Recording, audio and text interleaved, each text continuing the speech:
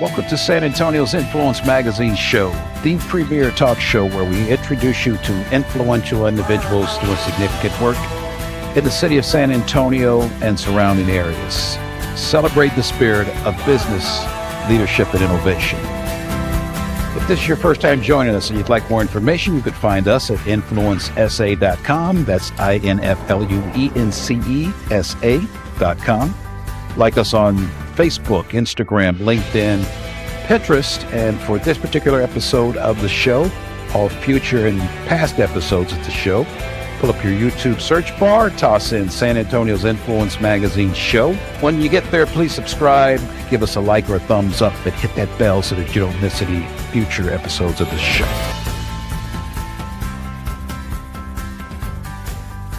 We love book authors, particularly when that same book author is a highly demanded international policy expert, and he's located right here in our city. When we return, we're going to introduce you to Curtis A. Smith, an international policy expert and highly accomplished book author. Stay tuned, and we'll meet Curtis.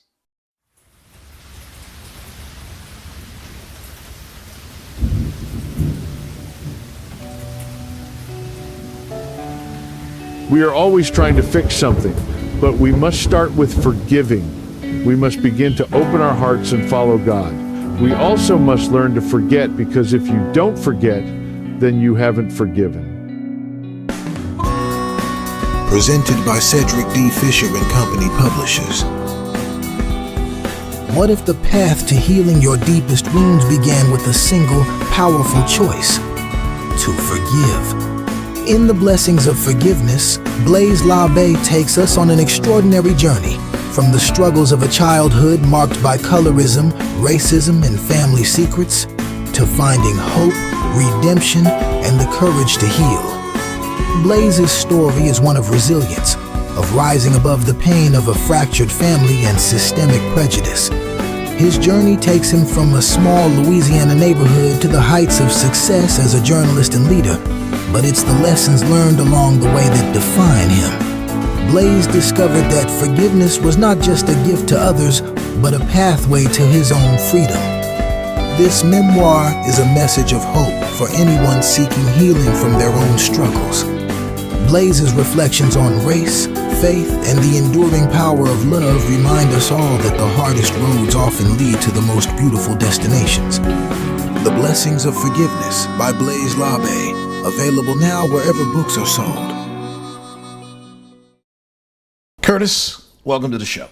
Thank you. I appreciate it. It's a pleasure to be here today. Good. We'll have a good time today. So a lot of folks who view our show are aware of you. They see you around town or have heard of you doing some things. But for the people who don't know you, share a little bit about your background and just kind of introduce yourself. So I'm actually originally from San Antonio. Okay. And born and raised on the west side of San Antonio. And I am a product of the Acme Road area. A lot of those teachers was LBJ Elementary School, Holy Cross Middle School, graduated here locally. Started off at Our Lady of the Lake, transferred, graduated from Word, Penn State. And don't hold it against me, but OU master's degree. Is that right? Okay. Yeah, OU. Yeah. So, but I'm a Longhorn fan, so don't get it twisted. I love my horns. Yeah. Let's see, graduated Fletcher School, Law and Diplomacy. West Side. What's that in relation to? Is that Lackland or? So grew up right outside of Lackland and Kelly. So my parents were military, mom civil service, grandparents military, grandparents retired. Beautiful community outside of it was the African American community off of Acme Road. A lot of people came. They closed. I think it was a base that closed in Alabama, and that brought a lot of people over. You had a lot of African Americans that settled in that area, and that worked civil service, that were affiliated with the base, that were military or prior military retirees, it was a magical community growing up.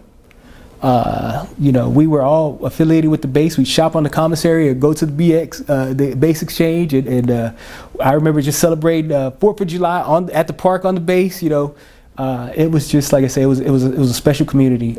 Teachers lived in the community back then. I know I'm going to date myself. But we lived across the street. It's some special families too, So I remember growing up, icon, Dorothy Collins. Miss Dorothy Collins was my elementary school principal. Miss Spellman, and her husband is Doc Spellman, famous author. Famous artist. Lived right across the street. They were godparents to my sisters. So it was just, my God, it was a magical community. It really was. Yeah. Sounds like great memories. Yes. Lasting memories. Yes, absolutely. Formative memories. Yeah. Because I would not, without those teachers, Miss Callis, Miss Jackson, Miss Spellman, Miss Laura, just a bunch of teachers that just poured into you back then. You know what I mean? Those black women were phenomenal, and they were like mothers. More, almost as much as they were teachers, they were mothers. You know what I mean? And they had back then. They had the right. If you acted up in school, they had that right. You know what I mean? Discipline you. Yes, absolutely. yes. So I would without those women, there is no me. So let's talk about your educational background. Okay. Kind of list your degrees. Mm-hmm. Okay. Start with undergrad and then Undergrad. Yeah. Bachelor's from Incarnate Word, International Studies, Political Science from Penn State, Master's in Global Affairs from University of Oklahoma. Again, don't hold it against me. And Master's in International Relations from the Fletcher School of Law and Diplomacy. Currently working on my doctorate, my PhD. Yeah. And a ton of certificates. So there's a certificate in public policy from the London School of Economics. There's a certificate in public policy analysis from the London School of Economics. There's a certificate in political and economic development from developing countries, London School of Economics. Economics for public policy from Oxford. Public policy innovation from Oxford, and the list goes on and on and on. It's incredible. Special. Very good. So professionally, you wear two hats. I do. Foreign or international policy expert. Right. And then an author. And an author. So let's take one of those. Let's take those one at a time, and we'll talk about your policy expert first. Mm-hmm. What was your motivation for pursuing a career in policy? Let's say. Policy. So I think, like I said, it stems back to growing up in that community. That was a wholly military community, and so that sparked an interest in all things military, and by extension, all things policy-wise, and as far as international studies, international relations, we did traveling as far as being in the military, stationed in Germany and in Japan, a few other places, and so and I think that's where it stemmed from, and watching. I'd watch World War II movies with my grandfather. You know what I mean? Mm-hmm. So it was something that was always there, and always in me. I remember my mother working at Randolph. She was worked for the originally at Fort Sanford Sarma, and then she went to work for Air Force. And wow, I'm drawn. It was the Randolph is the Air Force Air Training Command. She went to work for ATC. Mm-hmm. As one of the heads of civilian personnel. So, and I'd go there and I'd get all the magazines. They hand me all the magazines, Air Force magazines and Army magazines, all that kind of stuff. So it was something that's always been there. You know? Yeah. So really a student of policy more than a policy maker or a lawmaker or a politician. Absolutely. So I've always been more of a student of it, and that kind of morphed into a teacher and a lecturer and a researcher. And so as I got older, and that interest in foreign policy, I was really interested. Like I said, I was a babe during the Cold Cold War. Those were my formative years. And so you could not miss me as far as naming any kind of Soviet equipment, American equipment, or anything like that. And so I was really, I knew more about Russian military equipment than I knew about American baseball. You know what I mean? Wow. And so that was me. And so that kind of morphed toward the end of the Cold War. And kind of changed, everybody started focusing on their, shifted their focus toward the East and focusing on the rise of China. And my focus kind of went toward a different direction. There were a lot of people that focus on China policy and China relations, and mine started focusing on Africa, because that's where, and I wholly understand and believe that's the next greatest, that's where the next big game is. And that's where I shifted my policy focus, just for multiple reasons, just and being inquisitive, you know what I mean? How can you hear about all the resources? So how can a place in Africa, right? How can a place with this many resources suffer from endemic poverty? And so you begin to wonder and research those things, and so that led me further into the sources of that poverty, and so it led me into just a lot of the theoretical giants, and it led me into the researching colonialism and anti-colonialism, and just all of the theories and policies behind it. And I just began to read voraciously. And that's where it's at. And if you're not if you're an investor, and if you're not if Africa is not on your radar, it should be. It absolutely should. So it's the next great economic frontier. Absolutely. They are moving toward 2.5 billion people. So for the last decade, 1 out of every 3 people who are born on this planet have been born in Africa. They have 1 billion young folks. They are the world's labor force and the world's largest market. The African Continental Free Trade Agreement is going to create the largest marketplace in the world. How about that? Yeah, absolutely. And everything, they need everything. So if you want to start, any kind of business, any kind of franchise, that's where it's at. That's where it's at. If you want to open a hotel or whatever you want to do, the market is ripe for it. It really is. And so just that kind of development. You have to, and I think people don't understand the resource. 40% of the world's gold. The batteries that we use, from cell phone batteries, laptop batteries, EV batteries, I think they're pushing like 80% of the world's cobalt is coming out of Africa. Wow. Yeah. Okay. So without Africa, there's no global green energy revolution. So as far as lithium, as far as phosphates, 90% of the world's phosphates. So if you want fertilizer, 90% of the world's platinum. So anything that you use to build, make high strength steel out of, you have platinum going into that. 90% of the world's platinum. And so we're already talking about diamond and bauxite and coltan and all the other resources. So it is not just a resource powerhouse, but a youth quake, what they call a youth quake, a youth boom. So I mean, if you're not if you're a serious investor, that's where your eyes need to be. Interesting. Make note of that. So when you say policy expert, so there's always, for every vocation out there, there's different levels, right? There's, just kind of a journeyman, but then the experts, or the elite class of the subject matter experts. What are some attributes that have to go into getting to that level? You mentioned avid reader, researcher, so studying a lot of history. Absolutely. All of the above. Just being a voracious reader. You have to be a consumer of information.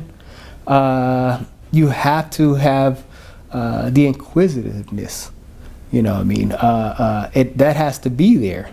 To ask the right questions. To ask the right questions. To look for the right information. To continue to look for the right information. Right. And of course, the more you know, the more you learn, the more you realize you still need to learn. And just, studying the thoughts of all the masters who, masters of thought, the masters of decolonial theory that came before. And standing on their shoulders and continue their work. A lot of it is about continuing their work, and just having a passion for it, because and I think passion goes along with that inquisitiveness. You know what I mean? If it's not something that you have to be passionate about it. Yeah. The best researchers, the best lecturers, the best teachers are someone who's passionate about their subject. And that's no matter what subject it is. You have to, that fire has to burn within you in order to reach that level, to become considered an expert, that people can feel that passion and see that passion. It radiates, it emanates from you if you're passionate about that, your subject or your topic.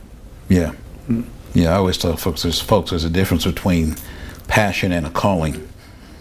Passion you can choose, but a calling chooses you, right? And, and how do you know? If you ever tried to run from it, it'll chase you down. Your calling will chase you down. Calling with you. Yeah. But so you're passionate about it, and did you know this from an early age, by maybe the military experience, that this was something you knew you wanted to pursue? I did. So I always knew that this was something I actually had probably a different destiny laid out, because I come from generations of folks who have served. And so I found out that I was diabetic when I was going through processing. I was going through MEPS. And so I was being processed to, my thing is I always wanted to be a Marine officer. And so I found out that, I was diabetic. So it was not that closed that door, but it did not close all the doors. And so as the physical limitations just opened up or transformed my ability and my passion, and made it more cerebral and more, I could still serve. It would be in a different capacity. And so it kind of redirected you. I had to redirect that passion. Yeah. You know what I mean? So I again, it wouldn't be me on the front line commanding, but it would be me that would be able to analyze and set policy. Interesting. We're going to take a quick break. We're here with Curtis Smith. We'll be right back. Influence starts with connection through video. Video marketing builds trust, attracts high-value clients, and turns followers into customers. But without the right strategy, it's just noise. I help health and wellness and personal development leaders become in-demand influencers on camera, deliver a message that attracts their dream clients, and turn their videos into real revenue.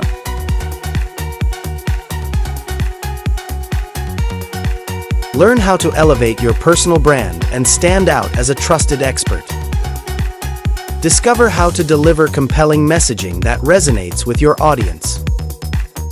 Learn to overcome fear and master confidence on camera with authenticity. I created the on-camera video marketing launchpad to give you the jump start that you need and deserve. Results start the moment you do. Tap the link or scan the QR code to learn more with On-Camera Video Marketing Launchpad. So let's talk a bit about your second career, or your other career, and that's authoring.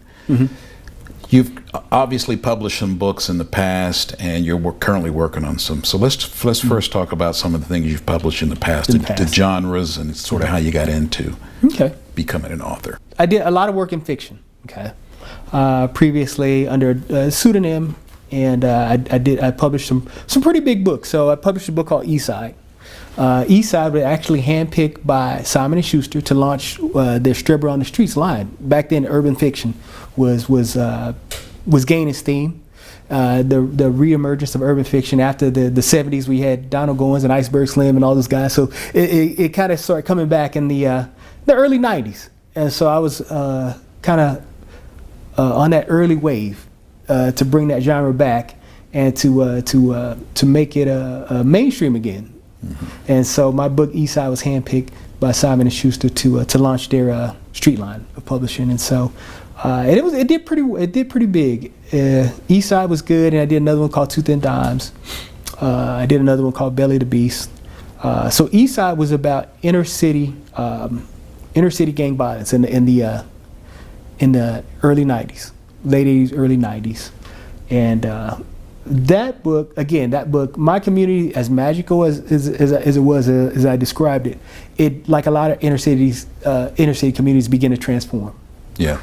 And so I saw a community that went into transition, and then really when the onset of drugs poured into our communities, my community was one that was beset with that crisis. Yeah. And so a lot of people that I knew were affected by that.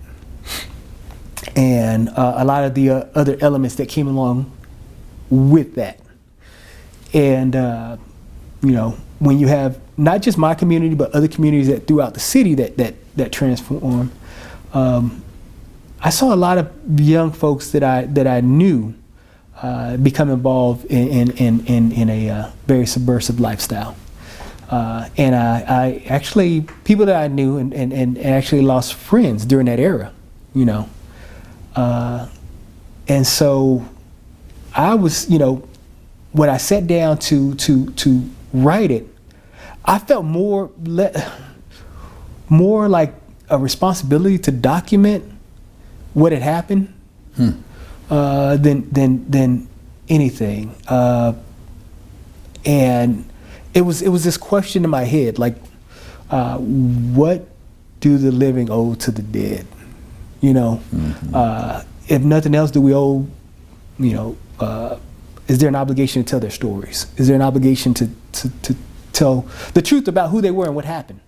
Yeah. And when you are in that, Eastside was written a little bit, outside of that time period. I think I wrote Eastside in probably the late 90s. And so it was time. It was a time of reflection. Yeah. And I sat back and I was thinking, my God, our community actually, if you look at it, had a civil war with each other.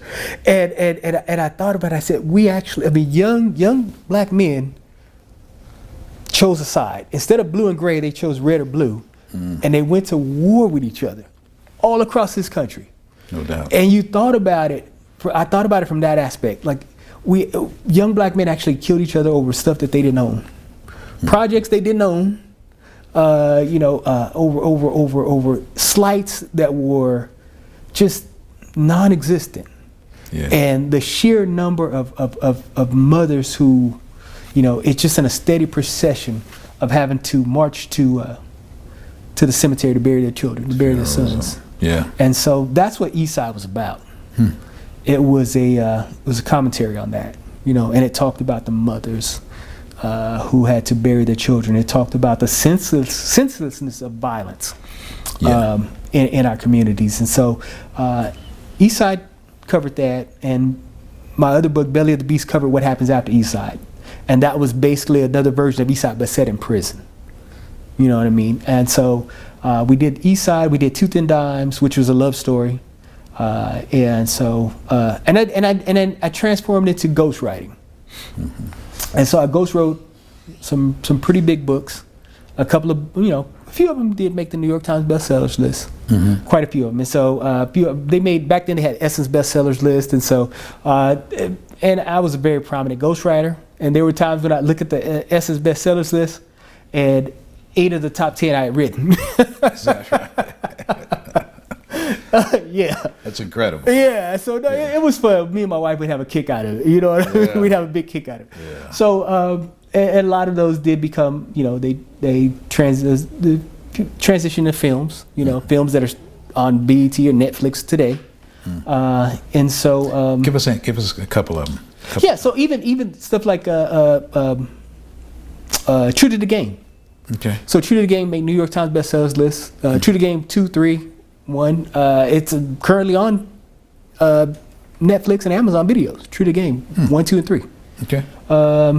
So it was a fun period. You know, I'd walk into Walmart and I'd see my face on my books in Walmart, and then I see books that I've written in Walmart. You know what I mean? So a lot of those shelves in the African American section, I'm like, oh, so all of these I wrote. You know what I mean? So it was a fun time. It was a fun period. So those fiction. I did step away from fiction for a little while. I still ghost wrote. So I just finished. I wrote a project. Mike Smith. So I did Mike's project recently. And it's a really good book. So, and I can't wait for that to come out, guys. You got to grab Mike's book. Mike he wrote a story. It's about his life. He took a DNA test and he learned that the man who he thought all his life was his father was not his father. And it turned out is a doctor named Keene who had been raping women for about 50 years. Whoa. Yeah. Whoa. It's called, the book is called There's a Stranger in My Blood. Mm-hmm. And it's an awesome book. And I can tell you it's an awesome book because I wrote it. So it's an awesome book. So when that book comes out, you definitely grab There's a Stranger in My Blood. Remember that one. Yeah, that is, man, it's a heck of a story. Ghostwriting. So I'm working on another book right now. I'm ghostwriting, and I'll keep this one close. This is a more like I say, it's a foreign project, and I'll hold this one close for right now. But this is going to be a pretty important book as well. It's going to propel somebody's candidacy. Other than that, I did fiction. I just finished my own fiction book. Like I say, I had to step away to really for a while, and after being away for a while, I kind of got, took a break, and I discovered that I still do have stories to tell. Mm-hmm. And I still do. That love of writing did come back after being away from it for a while. So I just finished a book called The Seventh Algorithm. Best book I ever wrote. Ooh. You got to tell us about that. Fiction. Preview. Fiction. The Seventh Algorithm. Okay. How about that? So, in The Seventh Algorithm, the clock is ticking, and so you will see the economy. You'll see banks that are failing. Okay, banks that are in California, banks that are across the nation. You will see insurance companies that fail. Okay, but what if it's not by accident? What if it's not an anomaly? What if the 2008 crisis that we had, where you saw the SNLs fail, the housing market crash, what if that was just a dress rehearsal? Oh no. And what if that was not by accident? Yeah. What if that was algorithmic? Interesting. So we'll see what the seventh algorithm does. And that is the name of the book, The Seventh Algorithm. So we recently saw a couple of crashes that happened in some banks in California that were closed. And so, like I said, we lost Bear Stearns, we lost Wachovia, we lost a couple of big banks in the crash. And so we see a lot of things going on in the market as far as lumber prices, or as far as gas prices. And so so what if there's the manipulation in the market is not actually, it's not by accident? So we'll interesting. It's a bad book. It's a bad book. And you keep it fiction, so people don't take it too serious. But it could be real. The beautiful thing about a fiction book is that it leaves you questioning whether it's fiction or not. So it's an awesome book. That's Hey, you know what? When it comes out, you gotta grab the seventh algorithm because it is it's a bad joker, and I think in the end you'll have some questions about what's real, what's not. I already have questions. We're talking to foreign policy expert and author Curtis Smith. We'll take a quick break and be right back. Dream Leadership Academy is supporting the San Antonio community through their Hometown Heroes program.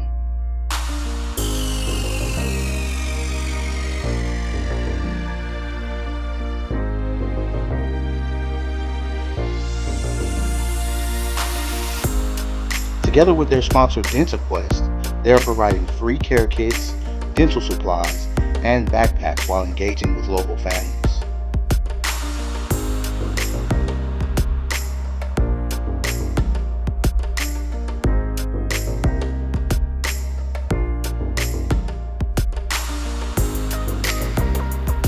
Connect with Dream Leadership Academy and stay tuned for their next opportunity to inspire and empower our people.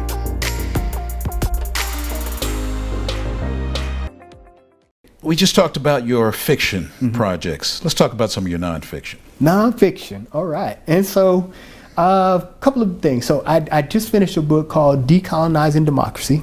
Decolonizing Democracy. Okay. Go get it. And so that book talks about, it asks the question, you know what I mean? What is more democratic?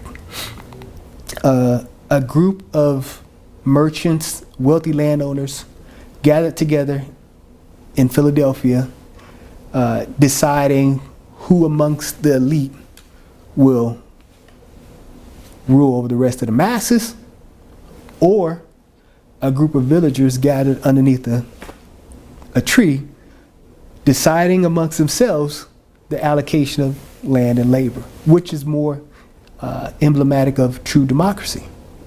You know what I mean? And so the premise is the West does not own democracy. You know, and democracy comes in many, many forms. And so we have to decolonize the idea of what a democracy is. And understand that in order to have a lasting, effective form of democracy, it has to look like the people who are implementing it. So you can't, democracy is something that can't be imposed from the West. It has to be indigenous. It has to be organic, and it has to be responsive to the people within the community. And so that's the premise of the book. We have to decolonize democracy, and we have to build indigenous democratic systems that incorporate traditions and customs and the histories of the communities that are implementing that democracy. So it's a really big, really important book called Decolonizing Democracy. The other one is called The Africa That Can Say No. The Africa that can say no. That can say no. Back in the 80s, a group of politicians and industrialists in Japan wrote a book called The Japan That Can Say No. And so that's the idea of the title. And so with the Japan That Can Say No, it was in the 80s. So after the 70s, oil embargo, American vehicles, you know what I mean, they were inefficient. Japan was eating our lunch with Toyota and Nissan with fuel efficient vehicles, and everybody wanted Japanese vehicles, and we had Pokemon that come out and the Atari and the Japanese videos. And so it was a time people were running to Japan to study Japanese efficiency, right? And so this group of industrialists are saying, look, hey, we can say no. Japan had one of the largest economies in the world, second largest economy in the world. So this book takes a page from that, right? And it's about African agency. And it's the Africa that can say no. Because we have this era right now where people are deciding whether they want to join BRICS, right? And so why does Africa need to join BRICS? When you have 40% of the world's gold, you have 80% of the world's cobalt, you have 90% of the world's platinum, you have 66% of the world's coltan, the vast majority of the world's diamonds, industrial diamonds, and so you have 80-something% of the world's arable land, The solar potential from Africa can power the world. The hydraulic potential from Africa can power the world. And so it's like you don't need to go from being you don't have to go from Western hegemony to a Chinese hegemony. You can control your own destiny. And so the book is about African agency, and it's about transforming no as a not as a form of negativity, but a form of agency. You know what I mean? And so it explores the doctrine of no. And so we see this going on throughout the Sahel, where you have people who have taken power and who are taking back their resources, who are saying no to foreign military occupation, foreign military bases, who are saying no to industrial exploitation through mining companies, who are just so it reframes this and saying this is a new theoretical doctrine that we're seeing, this doctrine of no. And so that's what that book, it talks about, the doctrine of no. And so the other major book that I want to talk about really is it's a conversation in this country about race. And the way I'm writing this is I'm writing this in a satirical, humorous manner. And I think that would be more disarming. But it's a conversation that we never had that we need to have. Very interesting. It is, especially in this climate. We definitely need to have that. It's a conversation that we've shied away from. Okay. And so this is going to take an unflinching look at this. And the title of this book is called "You Too Can Be Invited to the Cookout." And so I'm going to explain how you can be invited to the cookout. And it's about building allyship. You know what I mean? Allyship. You have to be an ally. You want to be invited to the cookout, and it talks about we're going to break in some of the myths. This idea of bootstrapship. Well, who actually did pull up those bootstraps? Who actually did build Washington D.C.? Who actually did clear the swamps? So we're going to break some myths in the book. But we're gonna do it in a humorous way, and we're gonna just tell some stories. And it's not gonna be a book about blame. It's going to be a book, hopefully, that it tells an unflinching truth on all sides. And hopefully, I think it'll have that. It has the conversation, but I'm hoping that it continues the conversation and it sparks an even wider conversation, so that we can really come together and realize this country's potential and really build a society that we all really want to belong to, and that cherishes everyone's contributions. So that's a big one, and that'll be coming out. And that's coming out soon. That will come out this year within a few months. Give me a couple of more months to put the finishing touches on it. So the first book that's coming out will be The Africa That Can Say No. And then shortly after that one, my next work of fiction will come out, and then it'll be this unless I have to reorder them. So if I have to reorder them, depending on the situation in this country, I may have to reorder them and put that one out first, and we have that conversation, because there's a lot of different dynamics that are going on, and so and it's very important that we do have that conversation. No doubt about it. And your other two projects can be found on Amazon and other. Definitely. Okay. So they can definitely find the Decolonizing Democracy. It is available on Amazon. And I think that's another important book. Yeah, it really is, because it does expose the myths, and it does answer the questions. But it also talks a little bit about what we talked about earlier, about the importance of Africa. And I think if anyone's who viewing Africa as just a warehouse full of resources, or getting it wrong. Anybody who's viewing it, the population for the rest of the world is declining. Europe's population, Japan's population, China's population, India's population is going to peak and begin to decline. America's population is declining. The only place on this planet who has a rising population is the African continent, and that is that will be the economic giant. It will be one of the world's economic engines, much like China was in the 80s and 90s. It's because of this youth that will drive it. Just not just the youth as an economic driver, but even as a market. If you want to get into that market and you want to sell your goods, that's going to be the place. China's over there. China is developing that market for itself. Wow. And if this country does not get into that game and develop that market for American products, we can honestly, and I'm not being hyperbolic, we might as well take down the flags and put them in museums. Because if you allow 2.5 to 2.8 billion Africans to fall under Chinese leadership, the game is over. If you allow, which is Africa's moving toward becoming half of the world's population by 2100, it will fully be half the world's population. By 2050, it's already 40-something% of the world's population. So, yeah. So if you allow half the world's population and that number of resources to fall under Chinese control, we can pull down the flags and put them in museums. That's why I'm an African expert. Okay. I've been ringing the alarm bells, and I'll continue to ring the alarm bells. Yeah. You know what I mean? Yeah. We have That's to engage. good. We have to engage. Yeah. So. Smart stuff. I call that disturbing complacency. It very much is. People who are, or institutions or agencies who are asleep at the wheel, you need to be paying attention to this. This is the future, and be proactive with it instead of having to be reactive at some point. So. We cut USAID. Yeah. We cut USAID. We can't continue to view that continent strictly in terms of being a security problem. China views it as an investment opportunity.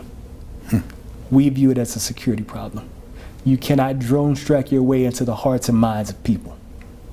China is being very strategic. China is building streetlights in Ethiopia, in Addis Ababa. They are the garbage trucks, the police uniforms. All of that comes from China. So when a person in Ethiopia walks out at night, it's Chinese streetlights. And they can keep their business open later. They can feel safer on the streets because they're now well lit. They thank China for that, not the US. We have to be smarter, and we have to be strategic in how we invest our money and what we invest in. Yeah. And removing USAID was not a good idea. They need to see the American flag flying in a way that benefits the everyday man and woman on the street. And if they see the Chinese flag on their garbage trucks, or they understand that the police uniforms are made in China, or the street lights are made in China, or the street sweepers are made in China, you know what I mean? That's huge, and we have to get in the game. We have to get in the game, not just all over, from Ethiopia to Kenya, some of the largest marketplace, and it can't just be extractive. It has to engage. The average person does not see a road that goes from a mine to a port. It does not affect the average person on the street. So when you talk about investment, it can't just be in the mines, it can't just be in the port, it can't just be in the rail to get the goods out. It has to be something that wins the hearts and the minds. China's building clinics, and they see that. They build schools, and they see that. We have to get in the game. Wow. That's and I'll get off. I will get off. I am so sorry. I will get off my perch. Like I said, I am passionate, and I will get off my perch. I'm sorry. That's fantastic information.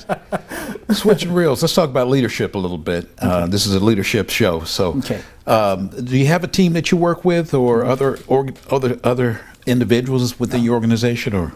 So, as far as my publishing company, I do not. As far as I have a team of I wouldn't call it my team.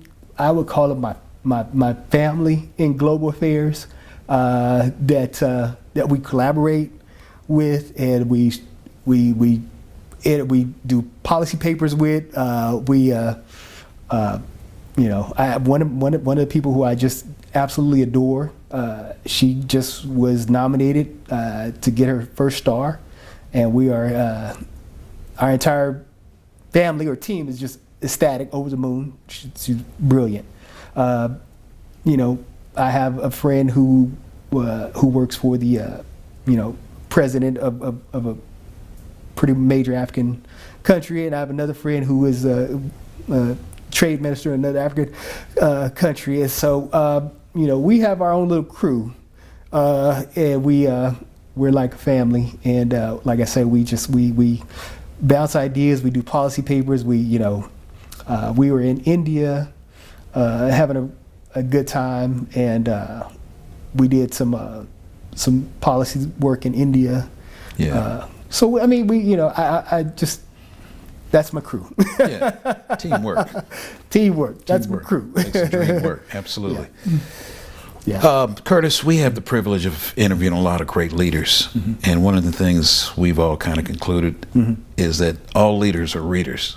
Mm-hmm. And they typically have a go-to book. Uh-huh. That book is generally found on their nightstand. What book is on your nightstand? And if there isn't one, talk to me about your philosophy about that. Okay. So, two things. So one, I'll talk to you about leadership philosophy, and the other thing is the absence of a current book on my my nightstand. Okay. And so I am I'm working on a few projects, a few different books, fiction and nonfiction, and I am old school, and I'm gonna I'll date myself.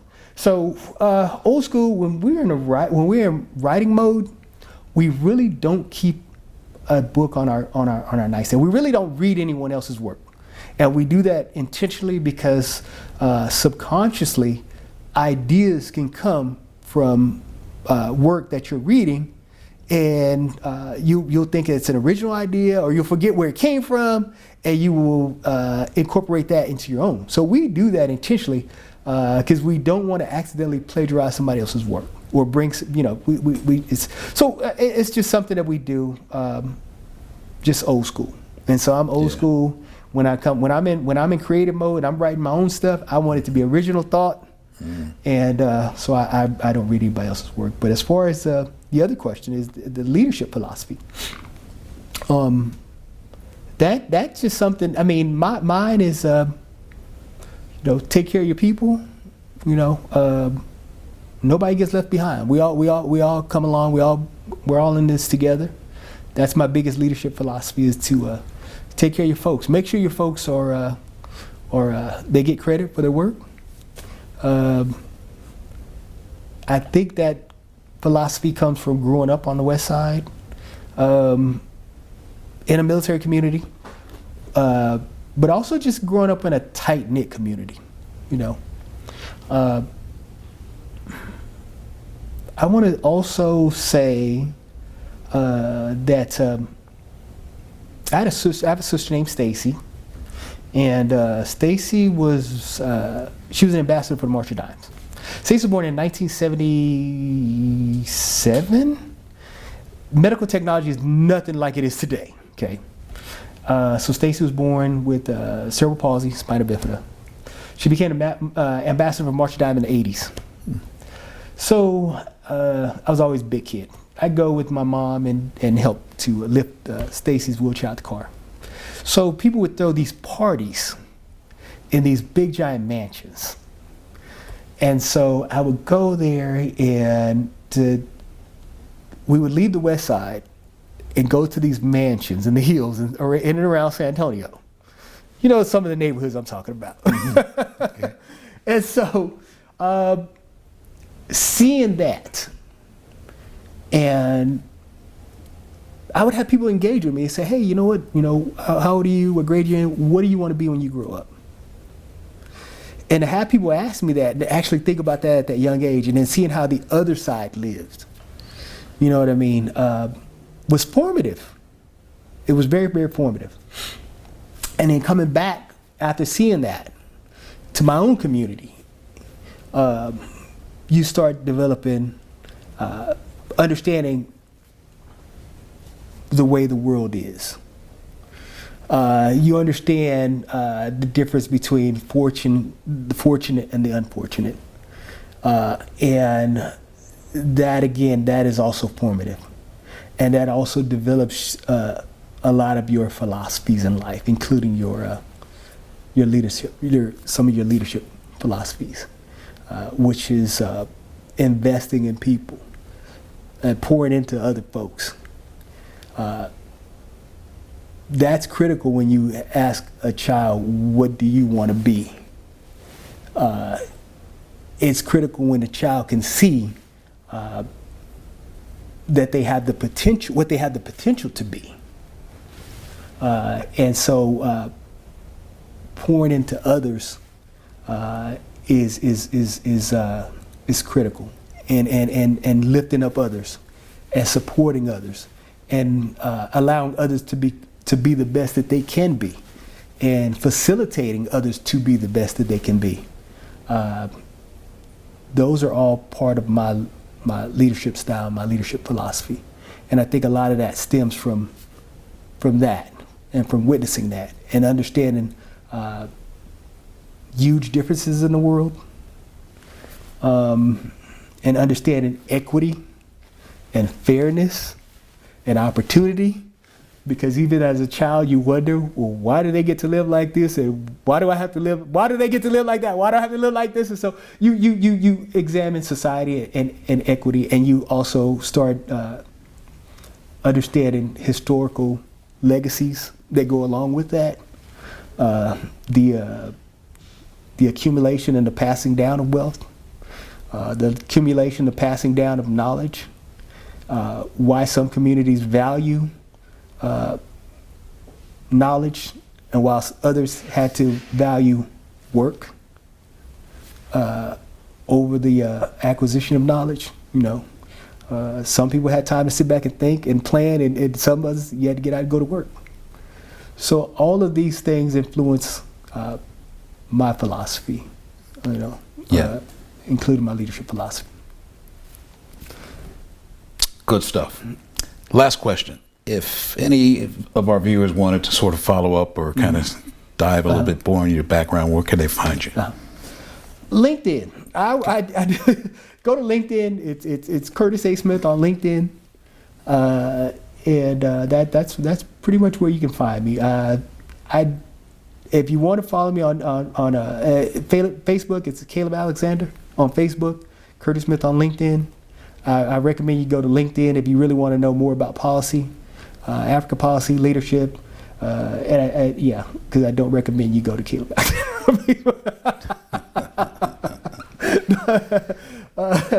No, I definitely recommend you go to LinkedIn and follow Curtis Smith. Policy expert, author, Curtis Smith. It's been a great conversation. Thank you very much. It's been an absolute pleasure. It really has been. I've enjoyed myself, and I do want to thank you. Thank you for the opportunity to share. Quite welcome. We'll see you next time.